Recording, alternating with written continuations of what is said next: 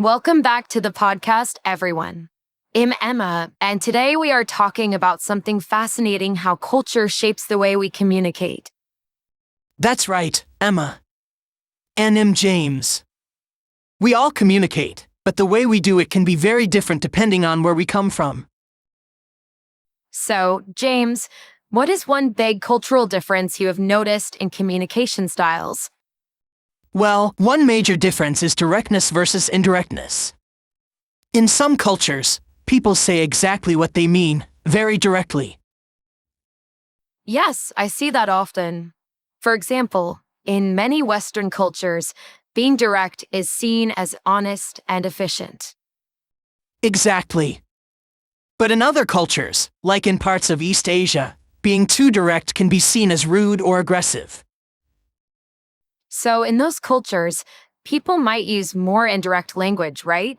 They hint at what they mean instead of saying it clearly. Precisely. They might say something like, "It might be difficult," instead of a flat no. It's about keeping harmony.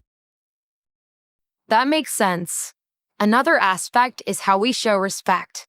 In some cultures, you use formal titles and last names a lot. Yes. In Japan, for example, adding san to someone's name is a sign of respect. In Germany, you use her or Frau. And in more casual cultures, like Australia or the US, people often use first names immediately, even at work. That can be a big shock for someone from a more formal culture. They might feel the speaker is being too familiar or disrespectful. Yes, misunderstandings can happen easily. Let's talk about body language too. How does culture affect that? Oh, a lot. Eye contact is a classic example.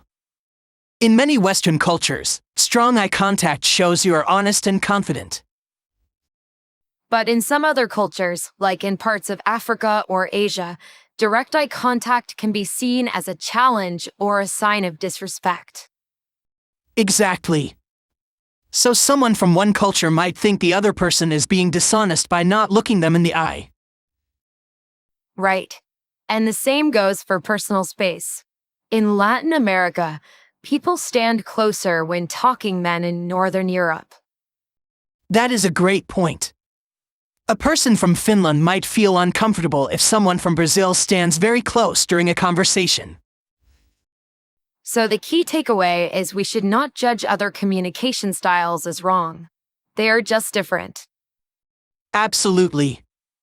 Understanding these differences helps us communicate better across cultures. Thank you for listening, and see you next time.